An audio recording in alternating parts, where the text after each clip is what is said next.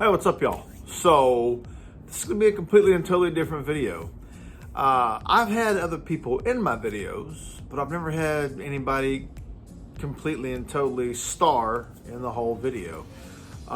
You'll see what I'm talking about. My buddy David asked me, hey man, I want to make a video about why I bought a Harley, and he's a very non-Harley guy.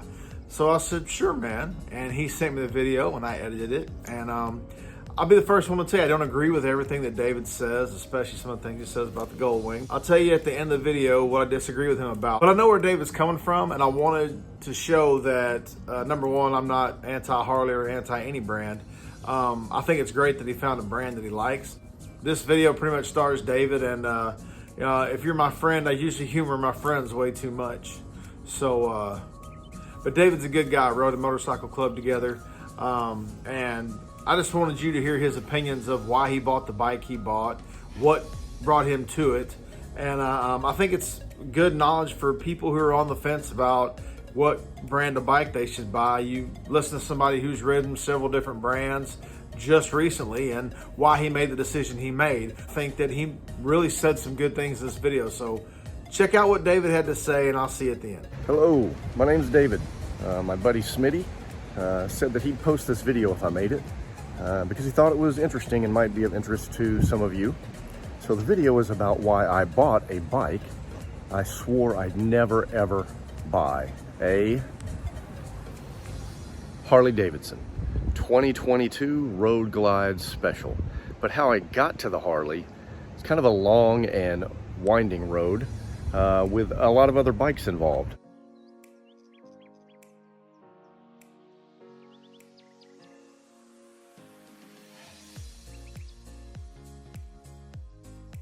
So back to why I bought a Harley,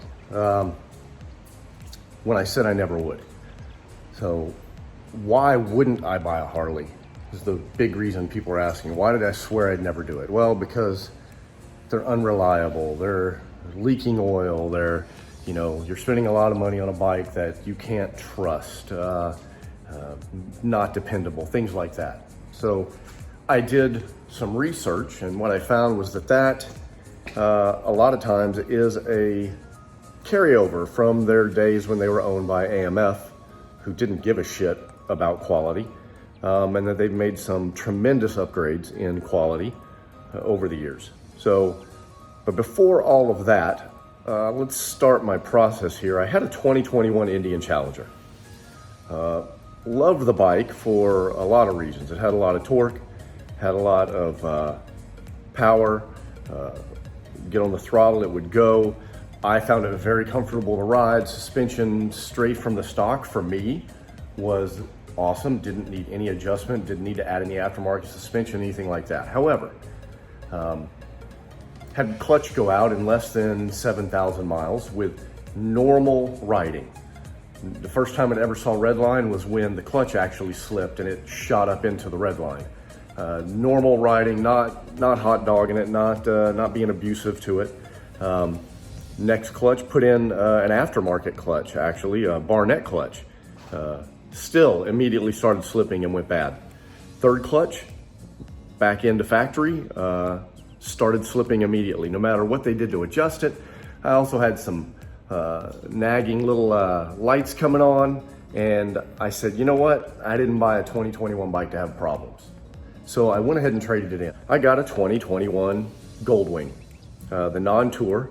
They redesigned them, if you don't know, in 2018. A lot smaller now, look more like a sport bike. But I only kept that bike for 3,200 miles, and I traded it in and I got the Harley. So why did I keep it for 3,200 miles? I will tell you this, it was flawless. It performed perfectly. It did everything that it was supposed to do. It was comfortable. It had a lot of power, it had a lot of torque, it handled like a sport bike.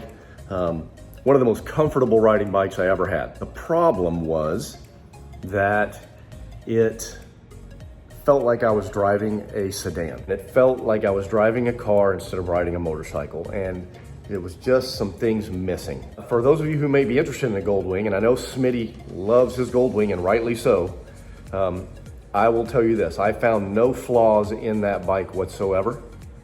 I thought it was amazing. It did the job it is designed to do, but it felt like I was driving a car. I considered going back to Indian, but not a Challenger. I had done some research into the Indian Springfield, didn't see a lot of issues popping up, a lot of problems on the forums or things like that.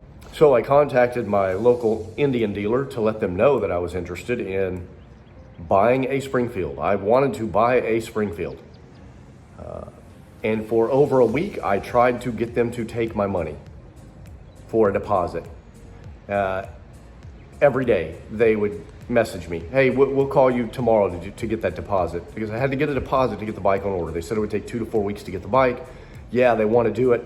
They'll get my deposit, but the system was down today, or we were swamped today. We were too busy. For over a week, I couldn't get the dealership to take my money.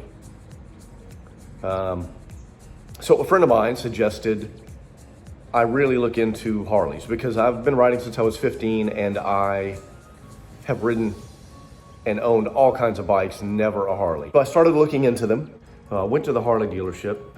Here I'm gonna give a shout out to Harley Davidson of the Woodlands. I live in Houston, Texas. Harley Davidson of the Woodlands, a little bit north of Houston. And Matt Harley, you can look him up on Facebook under Matt Harley, was my salesman. I can't say enough good things about Harley Davidson of the Woodlands. I felt like I was being treated fairly and was being given a good, reasonable deal, and that they were working for me. I went in and I started looking at the Road Glide, saw that Road Glide special, ended up buying it. So that has been less than a month ago. I now have 2,300 miles on it. I really love it, but there are a few things that I would change and have changed. One, within 50 miles of riding it, unlike the Indian Challenger, within 50 miles of riding it, my ass and spine were killing me. That rear suspension sucked. Harley Davidson changed that. It's ridiculous that a touring bike that's in that price range has such shitty, god-awful suspension. The Indian was able to pull off amazing suspension straight out the factory. There's no reason you can't either. So within a day of buying that bike, I contacted Suspension Technologies and talked to them on the phone, and I ordered a set of their rear shocks. They had them in stock, shipped them out the next day. Took me 10 minutes to change them out, whole new bike. Amazing. Suspension Technologies, amazing rear shocks, $749. Shipped, $749. 10 minutes to change out, whole new biking experience. I haven't done anything to the front suspension, though I probably will. I mean, things that could be problems with Harleys, but not necessarily always. But one of them is excess crankcase pressure, which leads to oil blow by in the air filtration system. So I'm trying to jump ahead of any potential problems. So I ordered a Trask Checkmate that runs a line out from the transmission cover to a breather and safely vents any excess crankcase pressure to prevent any of that blow by. In my over 2,300 miles of riding it in less than a month, I can say that I'm very impressed with it. It has plenty of power and torque. I'll probably end up doing some mods later on. I'm probably going to be going to Moonshine Harley Davidson and getting one of their stage 2 upgrades just because I want a little more. However, I could be perfectly happy with it as is. In my 2,300 miles, I've found that it is, with the right suspension, smooth, tracks great, very easy to maneuver at lower speeds, which I was surprised at. It feels and sounds like a motorcycle, unlike the Goldwing. I am very happy so far with it. One of the things that I think it kind of differs, Harley differs from Indian. Indian doesn't have the vast dealer network, and those that they do have don't always get the best reviews, especially the parts and service departments.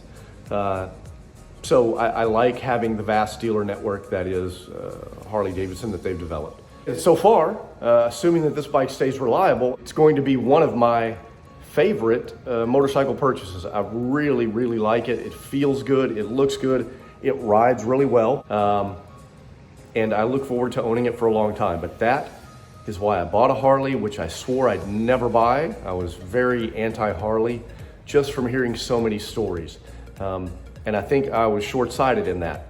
And I hope that I'm not wrong in my purchase. I'll do another review here in maybe another 10,000 miles, and we'll see where we're at. Thanks. I hope this was of some interest to you. Okay, now that you got to hear what David had to say, hey David, thanks for sending me that. I thought it was pretty cool. I think you did a really good job, buddy. I do disagree with David on one thing. I don't think that the Gold Wing rides like a sedan. I don't feel like I'm in a car when I'm on it. Still feel like I'm on a motorcycle. I think if David hadn't have bought the DCT version of the Gold Wing, I think he would have been happier. I'm not a DCT fan. There's people who watch this channel and people on other channels I watch who have a DCT. I don't like the DCT. I've seen too many things happen, close calls. I've seen David have close calls. I don't like the DCT. I'm not a fan. I like the manual clutch. I think if David would have had a manual clutch, yeah, he might like the Gold Wing better. Just my opinion. But everything else I think he said was on point. I talked about Indian's customer service. I'm not going to get into that. I'm not going to say that the dealership he tried to give money to is a bad dealership.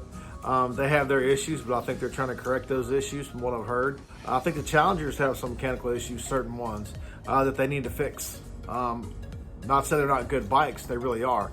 They're fast as hell, torquey, a lot of horsepower, great handling. And what he said about Harley-Davidson suspension is right. They come with shit suspension that you have to buy other suspension, and that doesn't make sense when you pay 30 grand for a bike, but whatever. Honda got it right with Gold Wing. The suspension's badass. There are people who still move up to the traction suspension. I love the suspension on mine, don't feel the need to. But anyway, I think David made some good points, and I wanted to share that with you because I get called a Harley hater all the time, and here I had somebody who bought a Harley and explained to you why on the page, because I think he made a good choice for himself. I think he'll be happy with that bike, and it's a very nice bike. So I hope you guys enjoyed that. Do me a favor, hit the like button, hit the subscribe button, hit the little bell icon so you get notifications when the shit show gets rolling. If any more of my friends want to make videos and save me from having to make a bunch of content, you want to make my content for me, hey, go right ahead. I'm down, you know. But no, I'm just kidding. But hey, thanks again for watching. We are over 3,600 subs. The sub numbers just keep going up. Crazy, but people keep watching, and I'm just very grateful. I'm even grateful for all the assholes who left comments on my videos calling me a douchebag and a pussy and a wannabe and everything else. Hey, thank you. Hey, every time you guys watch and leave a comment, you're putting more money in my pocket, all you haters. Really appreciate that. I love getting money off you guys hating on Smitty. You're paying for shit that I'm putting on my bike. I love it. Keep hating, bitch. Anyway, hey, I want you guys to have a great day. Let's try not to be assholes to each other, and I'll see y'all next time.